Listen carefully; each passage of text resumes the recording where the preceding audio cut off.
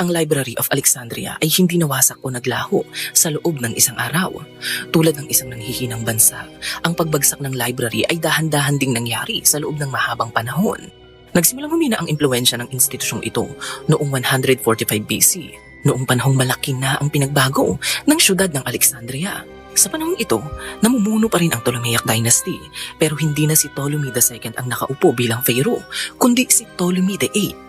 Sa kanyang pamumuno, nagkaroon ng malawakang persekusyon ng mga scholars at intellectuals sa syudad ng Alexandria. Dahil sa tindi ng persekusyon, ang head librarian noong mga panahong iyon na si Aristarchus of Samothrace ay nag-resign at lumipat sa ibang syudad. Marami ring scholars tulad ni Dionysius Strax at ni Apollodorus of Athens ang umalis sa Alexandria dahil sa gulo.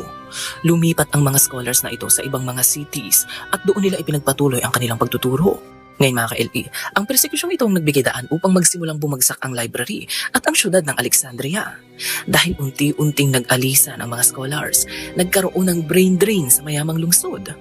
Ang brain drain ay ang pangyayari kung saan ang mga edukado at highly skilled na tao ay umaalis sa kanilang bansa upang magtungo sa ibang lugar upang humanap ng oportunidad o hindi naman kaya ay makaiwas sa persekusyon. Tandaan natin na kaya nga naging sentro ng kalakalan, pag-aaral at research ang Alexandria ay dahil dinayo ito ng matatalinong tao. At mukhang sa paglipas ng panahon, nalimutan na nila ang katotohanan yan. Ngayon mga ka-LE, isa rin si Julius Caesar sa mga nakadagdag kung bakit nawasak ang library na ito. Sinunog kasi niya ito noong 48 BC habang nangyayari ang Civil War. Hindi recorded sa kasaysayan kung gaano kalaki ang nawasak ng sunog, pero sinasabing sinubukan nilang i-repair ang library na ito pagkatapos ng Civil War. Nabanggit nga ng sinaunang geographer na si Strabo ang library ng Alexandria sa kanyang records, kung saan ipinapahiwatig niya na ang library ay nakatayo pa rin sa museo noong bisitahin niya ito noong 20 BC. Ngayon mga ka-LE, sa paglipas ng panahon, tumigil na ang gobyerno sa pagbibigay ng pondo sa silid-aklatang ito.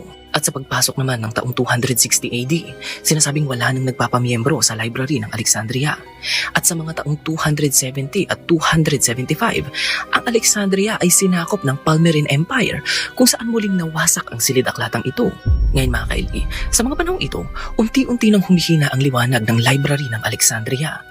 Nakakalungkot ang pagkawasak ng library ito, hindi lang dahil nawasak din ang mga kaalamang kinolekta ng sangkatauhan noong mga panahong iyon, kundi dahil tinapos din ang pagkawasak na ito ang buhay ng pinakahuling scientist na nagtatrabaho sa library.